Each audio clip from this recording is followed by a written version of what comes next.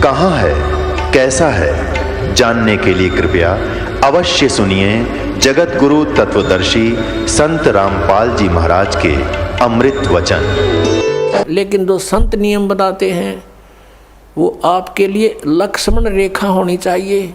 उसका उल्लंघन करते सीता का कितना विनाश हुआ, बिरानमाटी हुई और दुनिया मरवा दी।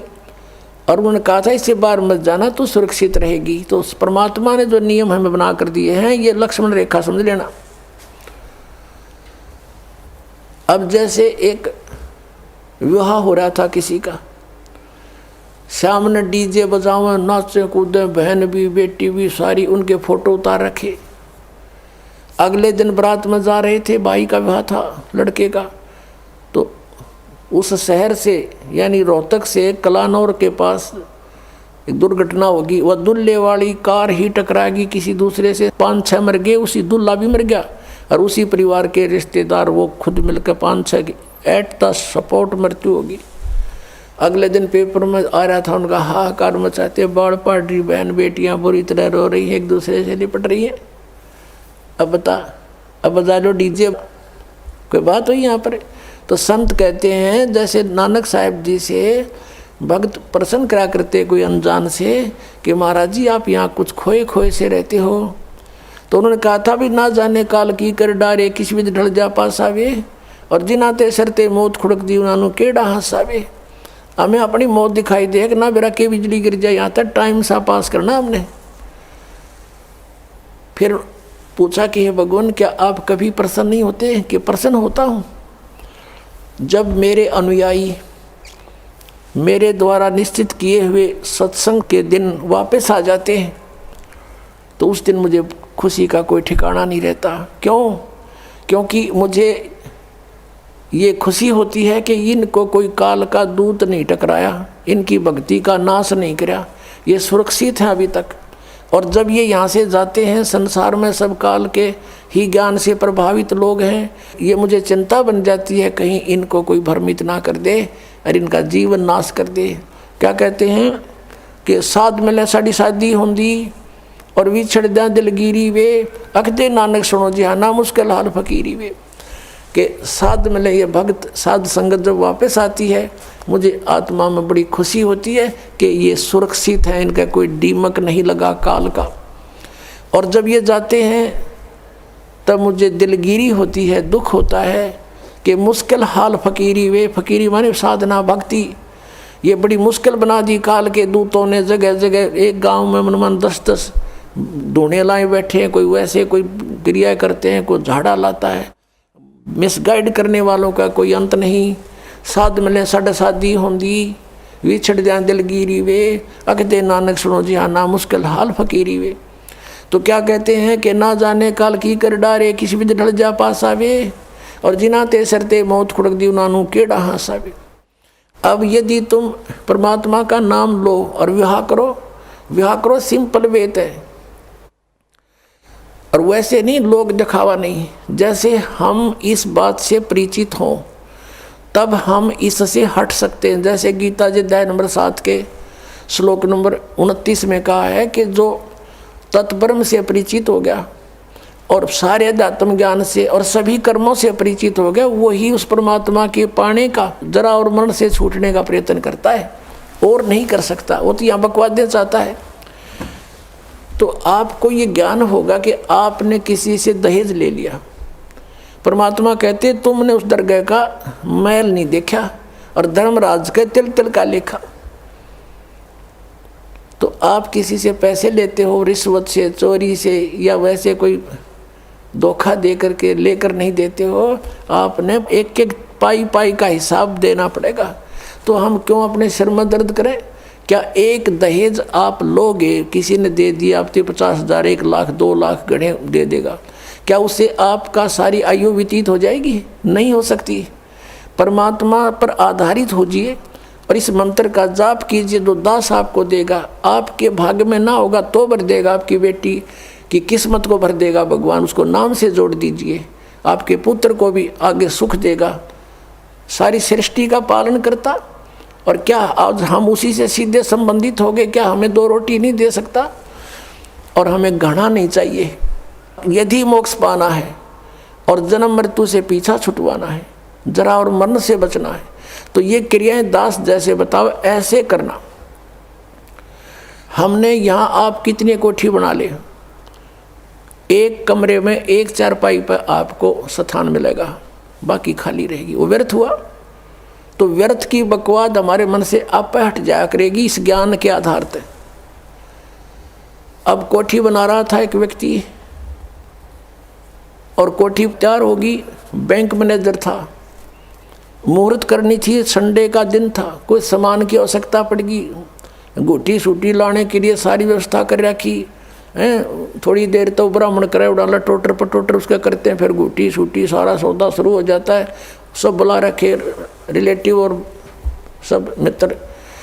वो खुद कोई सामान लेने के लिए गया था, स्कूटर उठा के यानी टू व्हीलर, और वहाँ एक टू व्हीलर से टू व्हीलर टकरा गई और पड़ गया। पड़ते कनपट्टी लगी फुटपाथ पे, पड़ते वही मर गया। अब चाट ले उसको कोठी ने, कई वर्ष की बात है, जब 3.5 लाख रुपए लगाए थे, पेपर में आई थी। अब वो गधा बन के उसके पीछे खड़ा भी ना होने दे कोई उसने।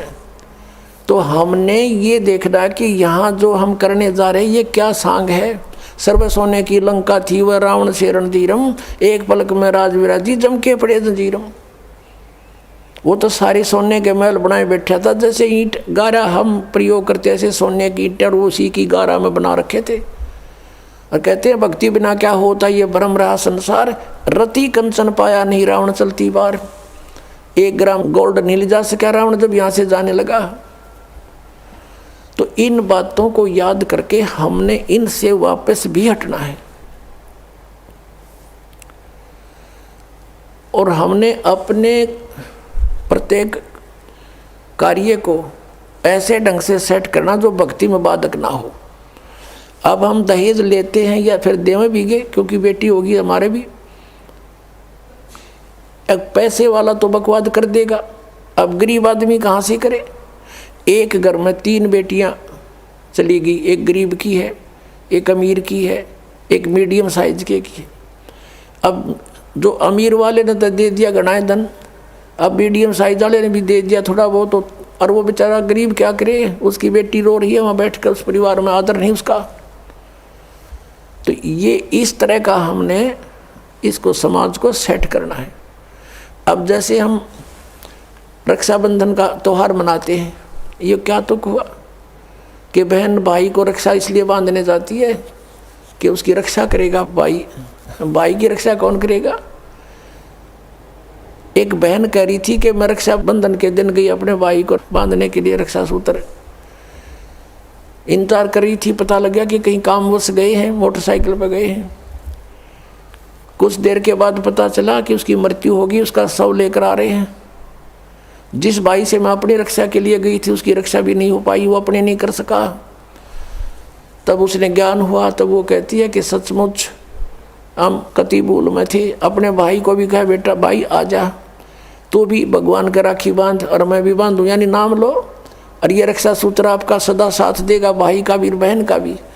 और बेमतलब बातें कर रखी। उस रक्षाबंधन के दिन किसी का भाई नहीं है तो रोती है कोने में बैठकर वो बहन। फिर ये बात का सिस्टम, जिस बहन का भाई नहीं है वह दूसरों के मुंह की तरफ देखती है, कौन आएगा हमारे घर। तो पुण्यात्माओं, ये बेमतलब की बकवाद, ये जग की रीत से हमने वापस हटना है और अपने जीवन को नए सिरे से सेट करना होगा।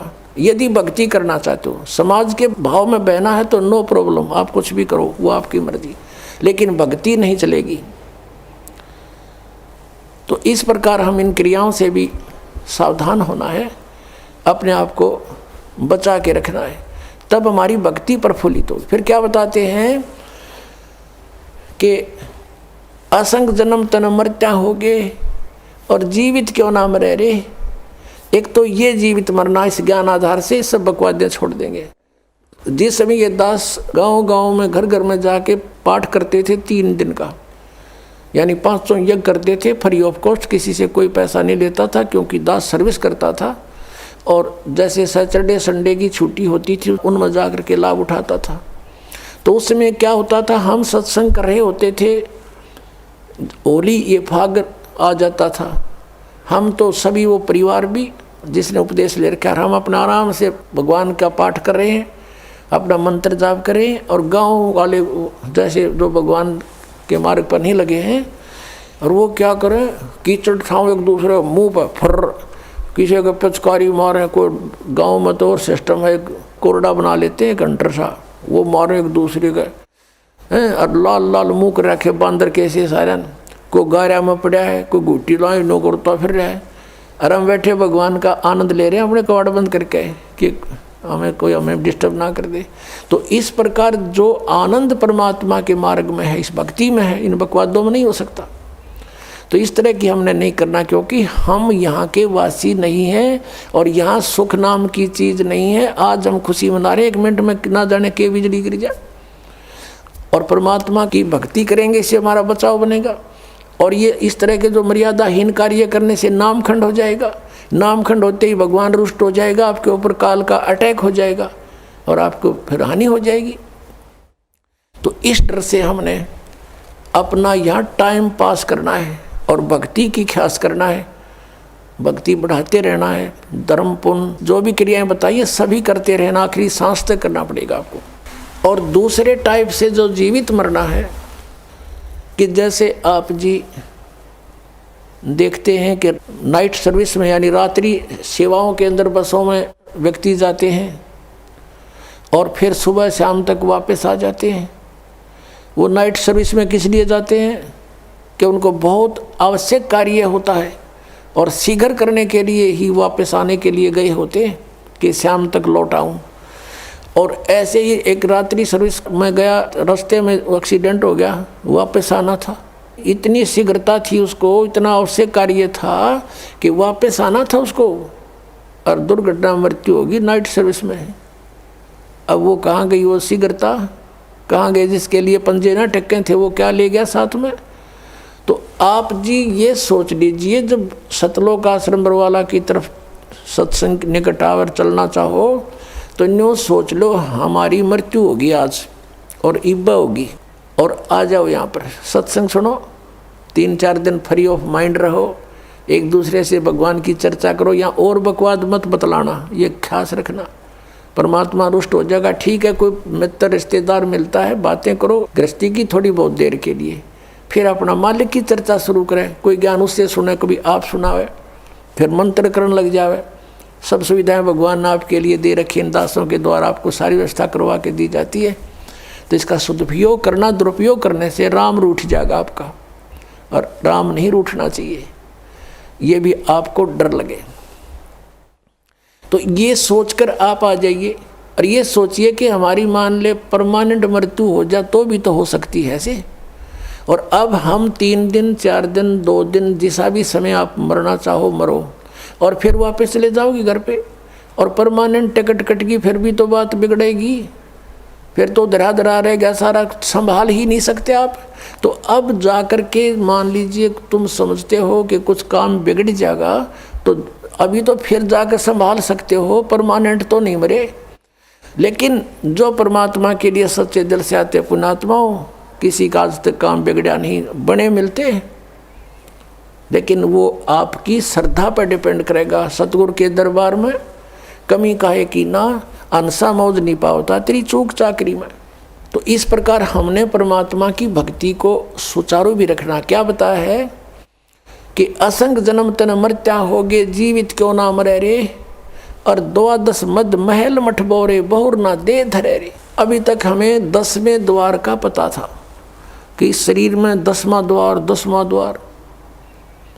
पुण्यात्माओं, ये जो 10वां द्वार है ये एक ब्रह्मांड का रास्ता है। और आपने ये भी सुना होगा कई बार, क्योंकि जो भक्ति मार्ग में लगे उन्हें सब तरह के साधक संत टकराते हैं। हमने सुना बहुतों से कि एक यहाँ संत रहता था, उसने अपनी योग अभ्यास से अपने शरीर को ऐसा मंत्रों से और जाप से ऐसा सेट कर रखा था कि उसने ब्रह्मांड फोड़ दिया।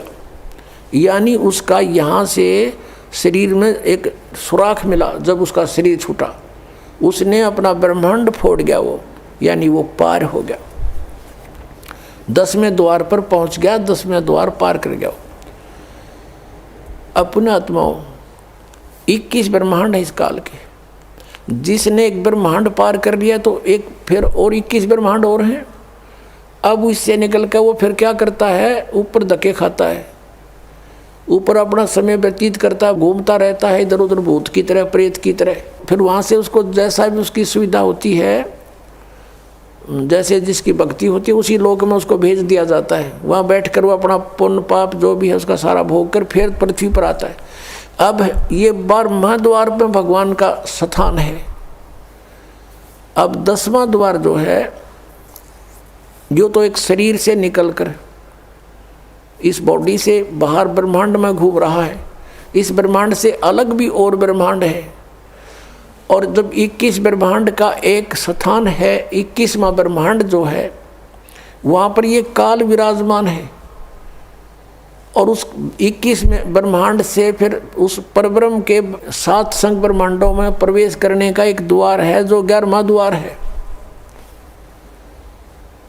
और इस अक्षर पुरुष के 7 संग ब्रह्मांडों को पार करके जब सतलोक में प्रवेश करने जाते हैं तो वो 12वां द्वार है।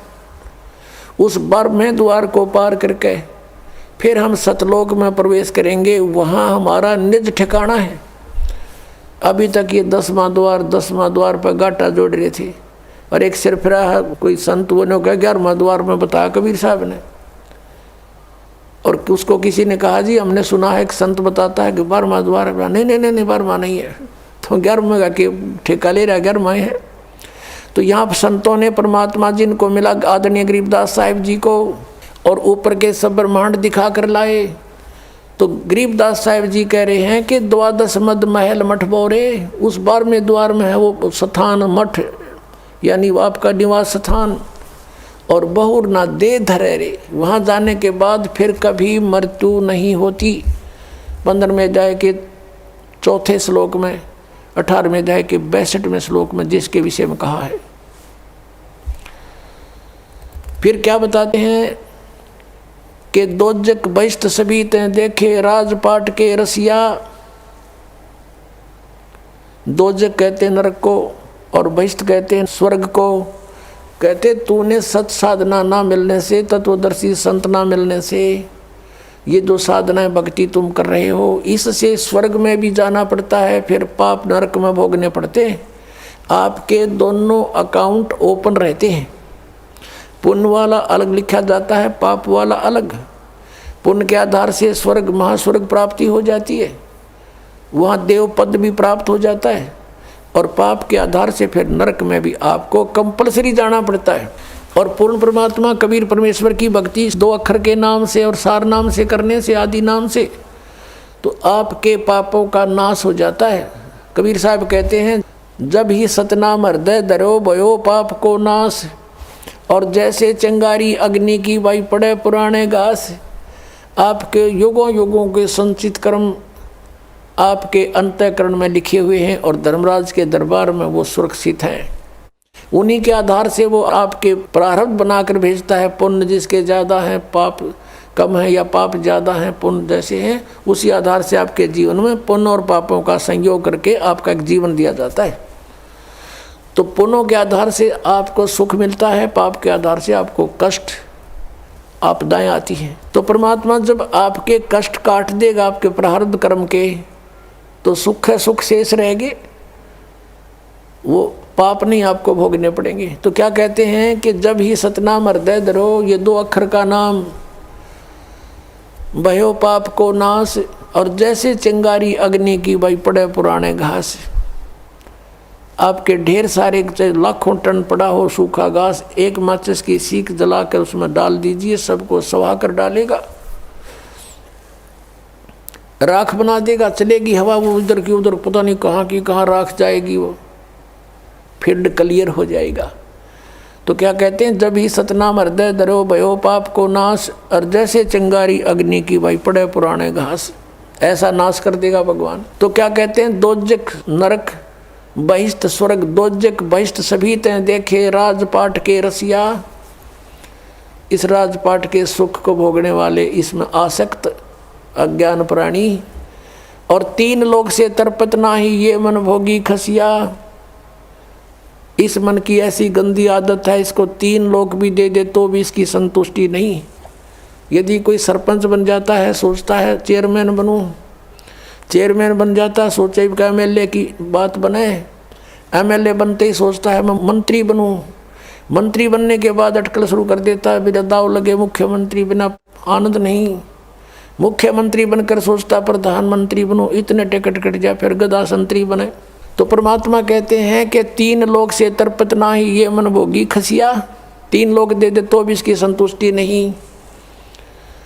अब क्या बताते हैं, सतगुरु मिले तो इच्छा मिटे, यानी संत मिले तत्व ज्ञान दें तो ये बीमारी हटे जिसके लिए हम जीवन नष्ट कर रहे हैं। सतगुरु मिले तो इच्छा मिटे, पद मिल पदे समाना, चल हंसा उस लोक पठाऊं जो आदि अमर अस्थाना। यानी सतगुरु मिलेंगे तो ये तत्व ज्ञान बताएंगे, इससे हमारी इच्छाएं हटेंगी, इन बकवादों की तरफ नहीं जाएंगे। इंद्र दाराज कागदा बेष्टा ना भोगा इंद्राणी नू। जब हमें उस तत्व ज्ञान से परमात्मा के सतलोक के सुख का ज्ञान हो जाएगा, यहाँ की किसी वस्तु में आपकी इच्छा नहीं रहेगी। और यहाँ के स्वर्ग के राजा के राज को भी काग की बीट के तुल्य आपकी आत्मा मारने लग जाएगी। अंतःकरण में ऐसा आपकी भावना बन जाएगी, यह सच्चाई है। जब इंद्र का राज भोगकर फिर गदा बना आग लगे इसे राज के, तो अपने आप आत्मा स्वीकार करेगी, ये मन हट जाएगा, आपको छेड़ाछाड़ी नहीं करेगा फिर, क्योंकि आत्मा जाग जाएगी। अभी तक हम ये मन बकवाद करके यही फंसाए रखता है कि सतगुरु मिलेंगे तो यह इच्छा मिटेगी। और पद मिल पदे समाना, पद के 2 अर्थ यहाँ पर है। एक तो जैसे गीता जी अध्याय नंबर 15 के श्लोक नंबर 4 में कहा है कि उसके पश्चात तत्वदर्शी संत मिल जाए, जब परमेश्वर के उस परम पद की खोज करनी चाहिए, जहाँ जाने के बाद साधक फिर लौटकर संसार में कभी नहीं आते, और जिस परमेश्वर ने सब ब्रह्मांडों की रचना की है। और गीता ज्ञानदाता कहता और की भक्ति नहीं, केवल उसी की साधना करो तो वो परम पद मिलेगा, सतलोक। और पद मिल पदे समाना, यानी दूसरा पद वे ऑफ वर्शिप, पद्धति, पूजा की जो सत साधना है भक्ति की, उस पद मिल पदे समाना। जब सही भक्ति का मार्ग और 2 अक्षर का नाम मिल जाएगा, सतनाम, जिसमें एक ओम है, एक तत्गुप्त है, और आदि नाम मिलेगा, तब तुम्हें मोक्ष होगा। इन 5 नामों से मोक्ष नहीं, अन्य लाभ यहाँ संसारिक हैं बस। और वो 5 नाम नहीं है जो निरंकार ओंकार, ये नहीं, ये तो यूजलेस है। तो क्या बताया कि वो सही पद्धति, वो सही पद आपको मिलेगा भक्ति का मार्ग। तो उस पद मिल पदे समाना, उस सत साधना की प्राप्ति के उपरांत आपको वो परम पद मिलेगा, जहाँ जाने के बाद फिर लौटकर संसार में साधक नहीं आते। जरा और मरण सदा के लिए आपका समाप्त हो जाएगा। और ये कैसे होगा? पद मिलने से, पद्धति मिलने से, वे ऑफ वर्शिप ठीक होने से।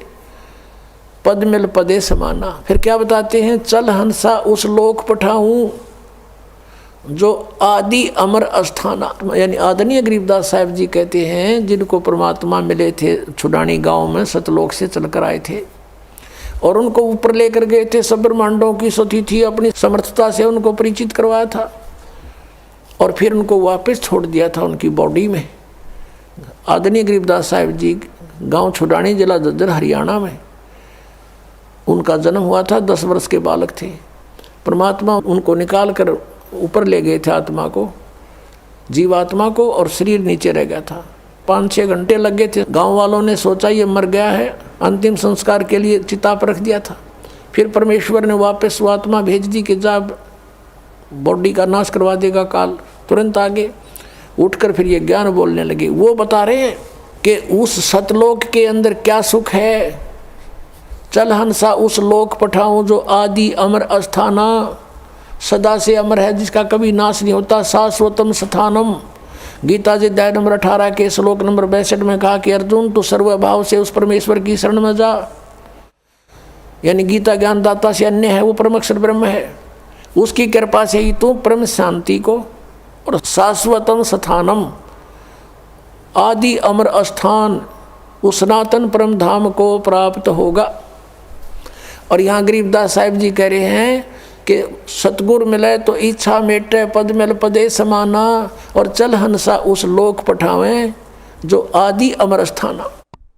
वहाँ क्या सुख है? चार मुक्ति जहाँ चंपी करती माया होरी दासी, दास गरीब अब है पद पर से वो मिले राम अविनाशी। अविनाशी राम मिलेगा। अपनात्मा यहाँ की जो साधना इस काल सत्र की, ब्रह्म सत्र की चार मुक्तियाँ बताते हैं, और इन चार मुक्तियों का निर्धारित समय होता है। उसके बाद वो जीव उन मोक्ष को प्राप्त करके समाप्त करके स्वर्ग महास्वर्ग में फिर दोबारा इस पृथ्वी लोक पर अन्य योनियों प्राणियों के शरीरों को प्राप्त करता है। इंद्र कुबेर ईश की पदवी, ब्रह्मा वरुण धर्मराया और विष्णु नाथ के पुर को जाकर फिर भी वापस आया। ये चार मुक्ति भी यहाँ नाशवान है यहाँ की। और क्या बताते हैं कि जो सुख तुम्हें इन मुक्तियों से यहाँ प्राप्त है वो सतलोक में सदा बना रहेगा, कभी वो नष्ट नहीं होगा। चार मुक्ति जहाँ चंपी करती, चंपी माने आपके हाजिर खड़ी रहेंगी, उस सुख का कभी नाश नहीं होता, ह्रास नहीं होता, एंड नहीं है। चार मुक्ति जहाँ चंपी करती माया होरी दासी, और दास गरीब अब है पद पर से वो मिले राम अविनाशी। अब जैसे आप जी ने गीता अध्याय नंबर 15 के श्लोक नंबर 16 और 17 में 3 पुरुषों की जानकारी प्राप्त हुई। सरपुरुष तो सीधा ही सर्वान नाशवान पुरुष माने प्रभु, 21 ब्रह्मांड का स्वामी, ये ब्रह्म काल ज्योति निरंजन है। अक्षर पुरुष ये परब्रह्म कहते हैं इसको, जो 7 संग ब्रह्मांड का स्वामी है। इसकी लंबी उम्र आपको बता दी कितनी है, फिर भी इसकी मृत्यु है। इसलिए 15वें अध्याय के 17वें श्लोक में कहा कि उत्तम पुरुष है तो अन्य परमात्मा इति उदाहरते। यह लोग तरम अविषय विवर्ती अवय ईश्वर है। इन दोनों से सरपुरुष और अक्षर पुरुष से तो उत्तम पुरुष श्रेष्ठ परमात्मा तो कोई और है, और वही परमात्मा कहलाता है। परमात्मा का अर्थ है कि जो कभी दुख नहीं दे, श्रेष्ठ आत्मा, कोई मृत्यु नहीं किसी चीज़ का, उसके अंतर्गत उसकी शरण में उसके राज्य में कोई अभाव ना हो, किसी प्रकार का कष्ट नहीं देता, वो भगवान यानी परमात्मा श्रेष्ठ आत्मा होता है। तो वो परमात्मा और फिर वो ही अविनाशी, अवास्तव में अविनाशी परमात्मा है वो, और वही तीनों लोकों में प्रवेश करके सबका धारण पोषण करता है। जिसका जैसा संस्कार यहाँ भी है वो भी उसी के आदेश से आगे आवंटित होता है, सबको उसी के आदेश से निर्धारित नियम से मिलता है। और यहाँ क्या बताते हैं? चार मुक्ति जहाँ चंपी करती माया होरी दासी, और दास गरीब अभय पद पर से वो मिले राम अविनाशी। ओए होए। गीता अध्याय नंबर 15 के श्लोक नंबर 17 में जिस अविनाशी वास्तव में विनाशी परमात्मा है वो मिलेगा इस साधना से। कौन सी साधना से? राम नाम जप कर थर होई, ओहम सोहम मंत्र दोई। एक सतनाम है 2 अक्षर का, उस 2 अक्षर के सतनाम के जाप से आपका स्थिर स्थान मिलेगा।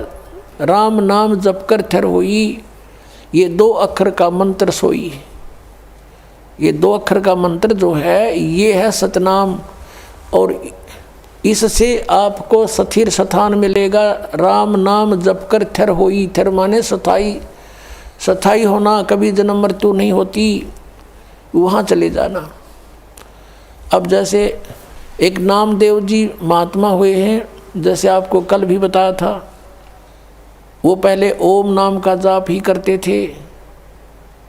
भले उन्होंने गुरु भी बना रखा था, फिर भी अपनी साधना अपने आधार से ही करते थे, और उसमें पूर्व जन्म की ऐसी सिद्धि भी थी कि उसके कारण परमात्मा ने ही अपने भक्तों की इज्जत रखने के लिए, भक्ति को बनाए रखने के लिए उसके लिए मंदिर भी घुमा दिया था परमात्मा ने। परमेश्वर कबीर साहब चाहते हैं कि भक्ति का नाश ना हो, इनमें आस्था बनी रहे। भगवान है वो ऐसी लीला कर सकता है, और ये काल भगवान चाहता है कि इनको ऐसी साधनाएं बताऊं इनसे कुछ लाभ इनको हो नहीं, ये नास्तिक हो जाएं और भगवान की खोज ही बंद हो जाए। जैसे महात्मा बुद्ध था, पिछले पुण्यकर्मी प्राणी था, स्वर्ग से आया हुआ था, राजा का लड़का था। ये राज अच्छा नहीं लगा क्योंकि वो उस राज के तुलना में ये कुछ भी नहीं है। सीधा स्वर्ग से आने वाले के साथ या और बने। घर भी त्याग दिया, साधना करने लगा, हठ योग शुरू कर दिया। प्राण निकलने को हुए, एक माई ने उसके मुंह का खीर लगा दी गया के अंदर वटवृक्ष के नीचे। धीरे धीरे उसने वो चाटनी शुरू की, आंखें खुल गई, फिर उठ गया, फिर भोजन ठीक खाने लगा। फिर उसने कहा था starvation could not lead to salvation, भूखा मरने से भगवान नहीं मिल सकता। ये उसकी अपनी सोच थी। और फिर उसने जो अपने सत्र का कोई अध्ययन किसी शास्त्र का नहीं किया, पिछले पुण्य अच्छे थे, स्वयं बैठकर साधनाएं करने से कुछ सिद्धियाँ आ गई, उनके वचन में शक्ति आ गई, बोलने की शैली अच्छी होगी, श्रोता बहुत थे, तो पूरा चीन उनका अनुयायी हो गया, पूरा चीन देश। और अनुयायी क्यों हुए थे? भक्ति के लिए। वो भी भक्ति ही कर रहा था। और उनसे बताए गए भक्ति के विधि से, पद्धति से, पद से उनको कोई आध्यात्मिक लाभ नहीं हुआ। और धीरे धीरे वो कति नास्तिक हो गए कि भगवान नहीं है, और पूरे देश में कानून बना दिया कि भगवान की चर्चा नहीं करना। और काल यही चाहता है, ऐसे दूत भेजूं जैसे राधा स्वामी पंथ है, और इसे निकले हुए जितने पंथ, जय गुरुदेव पंथ, ये सच्चा सौदा पंथ, इनको पहले तो सुनते हैं कुछ लाभ हुआ इनके गुरुओं से, अरे भी इनकी ब्रांड मट्टी और ये के घर में अच्छा दुख, भूत इनमें प्रवेश कर रहे हैं, क्योंकि वो स्वयं भूत बना शिवदयाल जी। तो कुछ दिनों के बाद अब जो भक्त यहाँ आते हैं, कहते हैं हम पहले ठीक हमारा गुजारा था, 30 साल तक राधा स्वामी पंथ में थे, लुट पिट गए, गाड़ियाँ बिक गई, दुकान बिक गई, हमारा बुरा हाल हो रहा है, पत्नी का ऑपरेशन हो रहा है, वाल डिफेक्ट हो गया, अब इनकी दुर्गति हो रही है। तो अब वो कहते हैं हम तो थक चुके थे साधना कर करके, और सोच लिया था भगवान कहीं नहीं है। आपकी पुस्तक मिली, ये सत्संग सुना तो कुछ किरण फिर जागी कि है कहीं भगवान। तो काल चाहता है कि इनका बट्ठा बैठा दूं, ये भक्ति करें नहीं, नास्तिक हो जाओ, टंटा कटे, और वो आवे भगवान या उनका कोई दास आवे, उनका भेजा हुआ कोई संदेश वाहक आवे, तो कोई सुने नहीं भक्ति को। सुनेंगे तो यह बात हृदय में जचेगी सच्चाई सारी। तो इस कारण से उसने ये ऐसा कर रखा। तो परमेश्वर जब भी कोई लीला की है नौनी, उसी परम पिता ने आके की है वो सारी, ताकि इनमें भक्ति की आस्था बनी रहे और भक्ति जीवित रहे इस पिछली पीढ़ी तक। अब यहाँ तक इस भक्ति को लाना था परमात्मा ने। अब ये भक्ति अंतिम सांस गिने थी, ये सत्कर मान लेना। और 10-20 वर्ष के अंदर ये सब भक्ति खत्म हो जाती, कोई नहीं राम नाम लेता, और सोच लेते परमात्मा कहीं नहीं है। ऐसे समय में परमात्मा ने आके फिर आप पर मेहर बख्शी है। आप पुण्यात्मा हो, पहले से चार्जड हो, आपके अंदर पिछले जन्मों से भक्ति की प्रेरणा फिर से जाग रही है। इसके कारण आप कोई कहीं किसी पंथ के मिले, कभी किसी संत से मिले, आप भटक रहे थे, आपको ये सत संदेश मिल गया।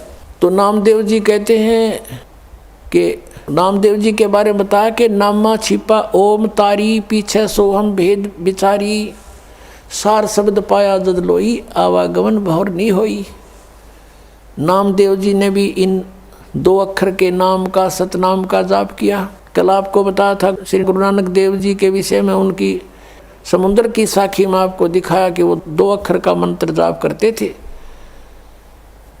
और ये संत मत भाग प्रकाश 4 में राधा स्वामी पंथ के सामने सिंह जी कहते हैं 261 पृष्ठ पे कि 2 अक्षर का भेद बतावे, सोए गुरु पूरा कहावे।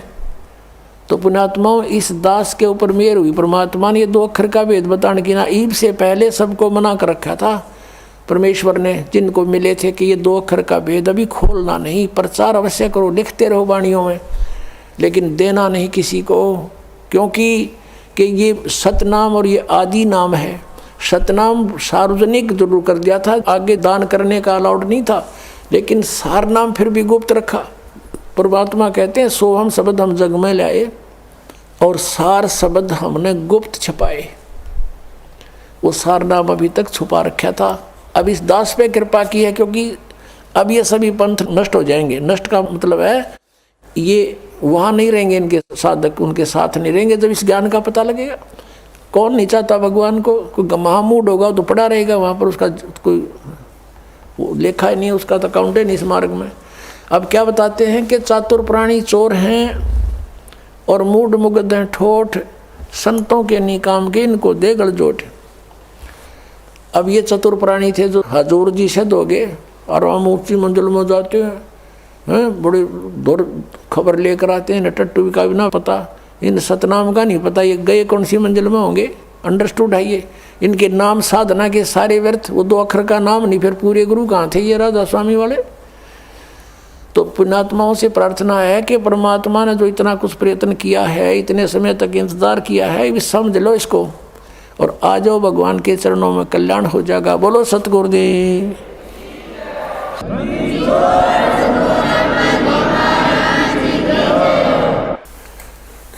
पुण्यात्माओं, आपका सौभाग्य है कि आपको इस सत्संग सुनने को मिला। अभी आपने आध्यात्मिक ज्ञान चर्चा नामक एक विशेष प्रोग्राम साधना टीवी से चलता है और ये एक बहुत परोपकार का कार्य हो रहा है।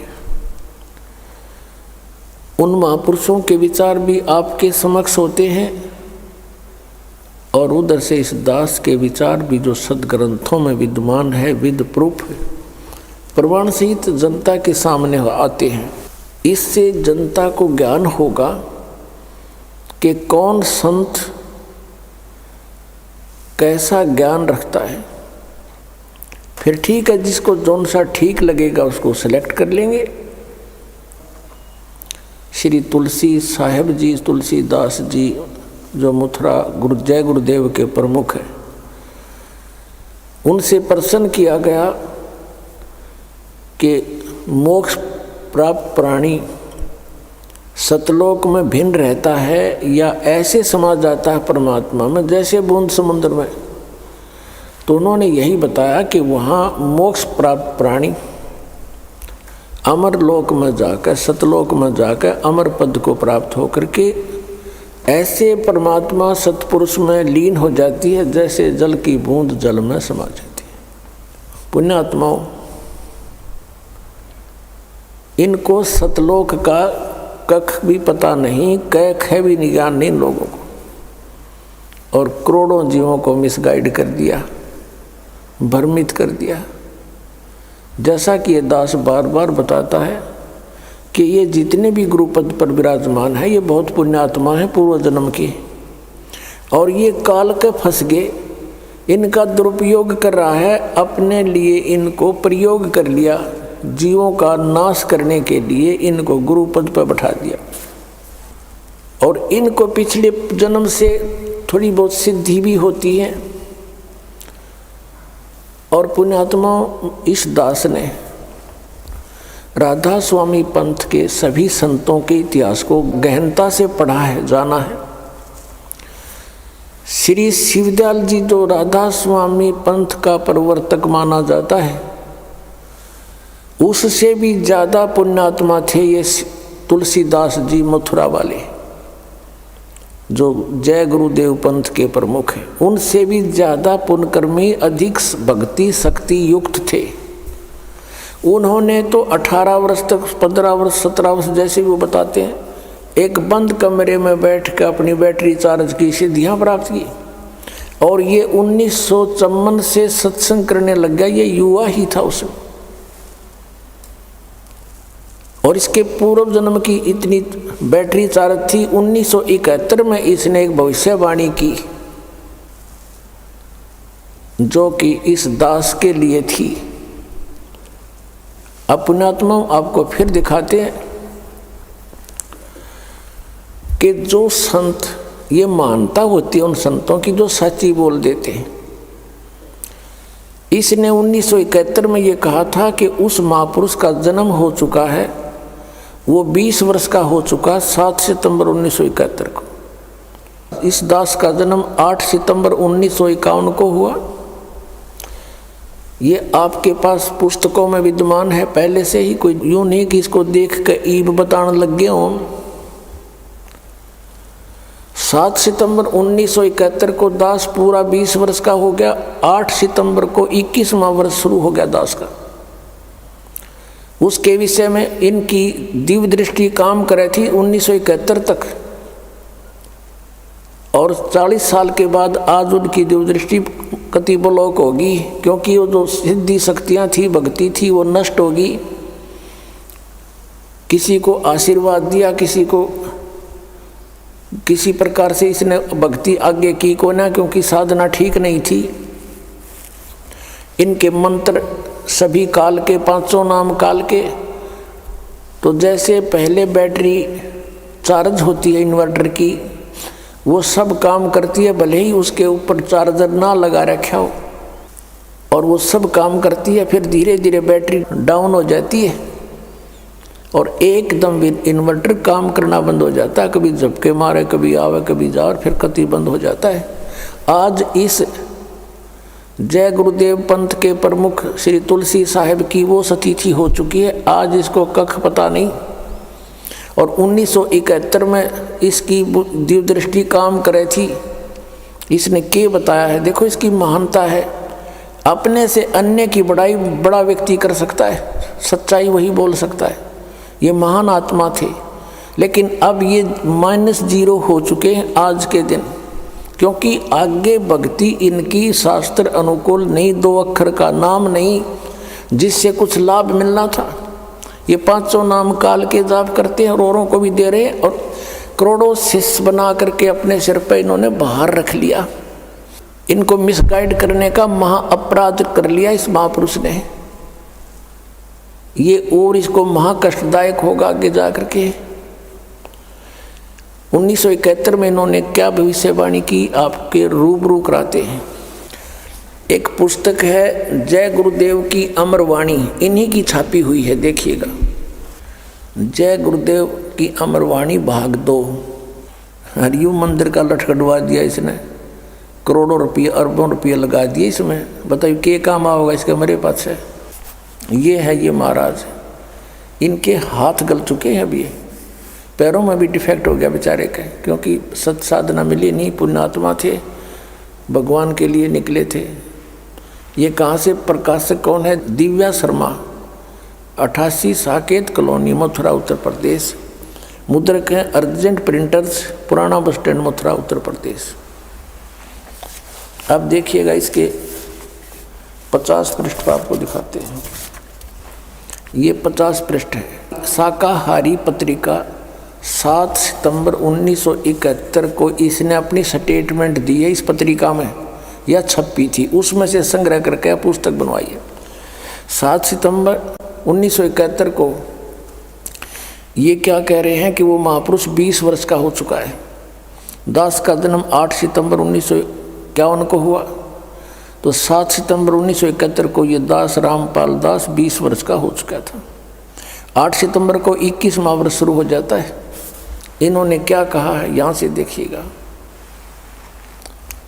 ये है, ये यहाँ से हम यहाँ से पढ़ेंगे अपने मतलब की। इसके अंदर जो लिखा है, वह अवतार जिसकी लोग प्रतीक्षा कर रहे हैं 20 वर्ष का हो चुका है। कब? 7 सितंबर 1971 को। और यदि उसका पता बता दूं तो लोग पीछे पड़ जाएंगे। अभी ऊपर से आदेश बताने के लिए नहीं हो रहा है। मैं समय का इंतज़ार कर रहा हूँ और सभी महात्माओं ने समय का इंतज़ार किया है। समय आते ही सबको सब कुछ मालूम हो जाएगा। 7 सितंबर 1971 को। अब 59 पृष्ठ पर देखो।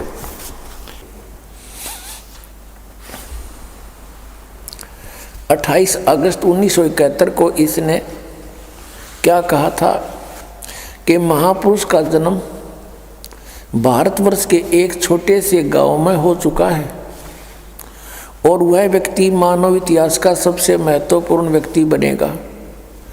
उसे जनता का इतना बड़ा समर्थन प्राप्त होगा कि आज तक किसी को नहीं मिला है।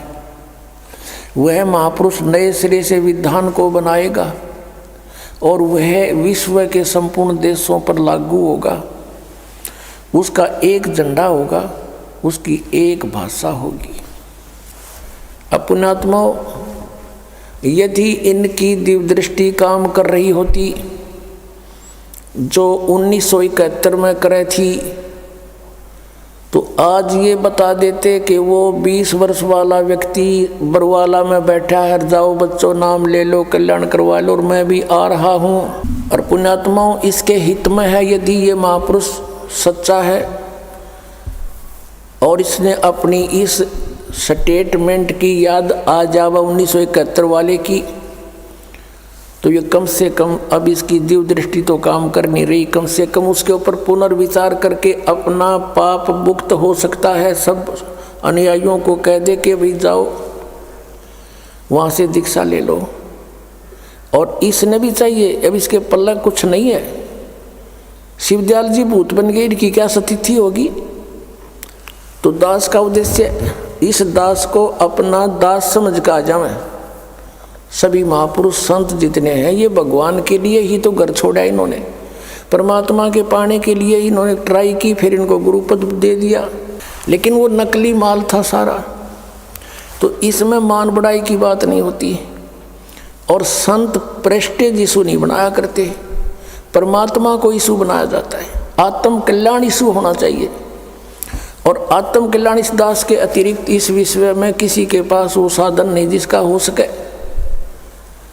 2 मंत्र के जाप से मोक्ष होगा, उस सत्य नाम से, वो 2 अक्षर का मंत्र है। और तीसरा सारनाम आदि नाम जिसको कहते हैं, इन 3 मंत्रों से मोक्ष होगा। जो ये 5 नाम हैं इन कमलों के, ये केवल सांसारिक सुख रिद्धि सिद्धि इनमें आ जाती हैं। जैसे गणेश जी के जाप से सिद्धियां आ जाती, लेकिन अकेला जाप करने से अब इनको सबको मिक्स करके जाप कराया जाता आपसे। जैसे अकेला कोई सूंठ खावे, सौंठ, तो उसका अलग से लाभ होगा, और उसको अन्य औषधियों में मिलाकर खाया जाता है, उसका एक विशेष और गुण बन जाता अच्छा। तो इन सभी मंत्रों का जो आपको दिए जाते हैं, ये ओंकार, निरंकार, ज्योति निरंजन, ये नहीं है, ये सतनाम ये नहीं है। वो मंत्र इनसे भिन्न है। और ये 2 अक्षर का मंत्र, इसमें एक ओम मंत्र है, एक तत् है, और एक सारनाम है। धर्मदास तो 1,00,000 दुहाई, ये सारनाम की तबार न जाई। अब इस सतनाम के जाप से मोक्ष होगा। अब इनके सामने एक समस्या और आवेगी। जैसे तुलसीदास जी पुण्यात्मा हैं, लगभग ये 80 वर्ष से ऊपर इनकी आयु हो चुकी होगी, 90 भी होगी। अब ये सोचेंगे कि हमने इतने वर्ष तक साधना की, उसका क्या बनेगा? यही प्रश्न स्वामी रामानंद जी ने परमेश्वर कबीर जी के सामने रखा था कि हे बच्चा, वैसे तो परमात्मा को पहचान लिया था उन्होंने, फिर भी मालिक के आदेश से वो कह रहे थे कि आप मुझे एज ए शिष्य ट्रीट करना। आदेश मानकर परमात्मा का वो रामानंद जी कह रहे हैं कि हे बच्चा, आपको मैंने पहचान लिया, आपके सचखंड सतलोक को मैंने देख लिया। ब्रह्मा विष्णु महेश की स्थिति से ये दास खूब परिचित हो गया, ये पूर्ण परमात्मा नहीं है, मोक्षदायक नहीं। और अभी तक मैं विष्णु जी को इष्ट मानकर पूजा करता था, और आपने संकेत दिया तो मैंने इन ग्रंथों को देखा। सचमुच गीता जी में भी 3 गुणों की पूजा व्यर्थ बताई है, रजगुण ब्रह्मा, सतगुण विष्णु, तमगुण शिव जी। 7वें अध्याय के 12 से लेकर 15 मंत्र में गीता जी। लेकिन एक शंका का समाधान कीजिए भगवान, अब मैं 104 वर्ष का हो गया और 16 वर्ष की आयु से मैं घर त्याग कर भक्ति करने लगा था। अब मेरी उस भक्ति का क्या होगा? अब उसका क्या बनेगा? आप पुण्यात्माओं, परमात्मा ने कहा कि आप अभी तक मैट्रिक तक की पढ़ाई पढ़ रहे थे, 10वीं तक की पढ़ाई पढ़ रहे थे, और इसी को बार बार इसी में रिपीट होते रहे, इसी में दोबारा प्रवेश पाते रहे। मृत्यु होगी, स्वर्ग गए, वहाँ पुण्य खत्म किए, फिर आगे फिर यही पढ़ाई पढ़ने लगे। अब इससे आगे की पढ़ाई पढ़ो, और वो सिलेबस अलग है और उसके टीचर भी अलग होते हैं। तो आपका कुछ नहीं बिगड़ा है। आप ये भक्ति शुरू करो जो ये दास बतावेगा, परमेश्वर कहते हैं। तो रामानंद जी कहते हैं कि मैं अब कैसे इस पढ़ाई को पूरा कर सकूंगा। परमात्मा ने कहा कि ये मेरा काम है, आप दीक्षा लीजिए और स्टार्ट कीजिए। और कहा कि जीवन तो थोड़ा ही भला, जब सत सुमरण हो और लाख वर्ष का जीवना कोई लेखे दरे नहीं कोई। अगर सत साधना है, शास्त्र अनुकूल साधना है, 2 मंत्र की साधना है, तो जीवन तो थोड़ा ही भला। जब ये सच्चा सुमरण हो, ये सही मंत्र हो और लाख वर्ष इस गलत साधना के से कहते लिखत रहने को। और पुण्यात्मा इस सतनाम के एक सिमरण का ये श्वास से सिमरण होता है। कबीर साहब कहते हैं, कहता हूँ कई जात हूँ, कहूँ बजा के ढोल, और श्वास जो खाली जात है यूँ 3 लोग का मोल। आइए अब हम उन श्रद्धालुओं के अनुभव जानते हैं जो जगत गुरु तत्वदर्शी संत रामपाल जी महाराज जी से दीक्षा प्राप्त कर चुके हैं तथा उनके द्वारा बताए गए भक्ति मार्ग पर चल रहे हैं। नमस्कार जी। नमस्कार सर। क्या नाम है बहन जी आपका? प्रतिमा दासी। बहन जी आप कहाँ से आए हैं? भगत जी में जिला सतना एमपी। बहन जी संत रामपाल जी महाराज से नाम दीक्षा आपने कब ली? सर मैंने 5 फरवरी 2018 को संत रामपाल जी महाराज से दीक्षा ली। बहन जी संत रामपाल जी महाराज से नाम दीक्षा लेने से पहले क्या आप कोई भक्ति साधना भी करते थे? सर मैं संत रामपाल जी महाराज से भक्ति साधना करने से पहले मैं देवी देवता की पूजा करती थी, खास करके काली माता की मैं बहुत भक्ति करती थी। 9 दिन मैं व्रत उपवास करती थी, जो कि मैंने पानी भी नहीं पीती थी, निर्जला उपवास करती थी और पैरों पे चप्पल भी नहीं पहनती थी और 9 दिन बहुत भक्ति करती थी।